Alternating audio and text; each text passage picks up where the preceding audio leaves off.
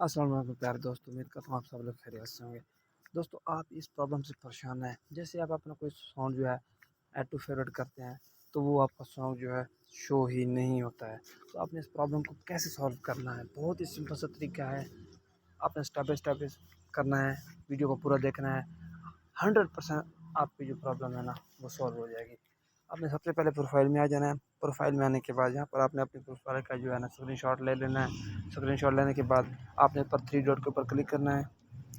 Three dot के ऊपर click करने के बाद आपने नीचे सेटिंग एंड प्राइवेसी के ऊपर आ जाना है।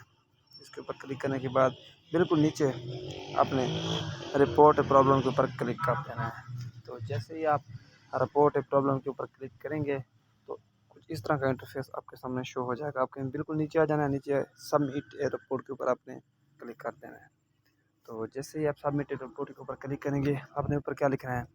आप अगर आप पढ़े लिखे नहीं हैं, तो आप गूगल पे जाकर उर्दू में अपनी रिपोर्ट को लिख के इंग्लिश में ट्रांसलेट करके वहाँ से आपने कॉपी करना है और यहाँ पर आपने पेस्ट कर देना है।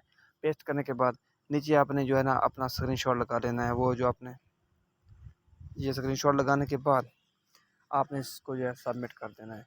तो जैसे आप इसको सबमिट करेंगे, 24 घंटों में आपकी जो प्रॉब्लम है ना वो सॉल्व हो जाएगी।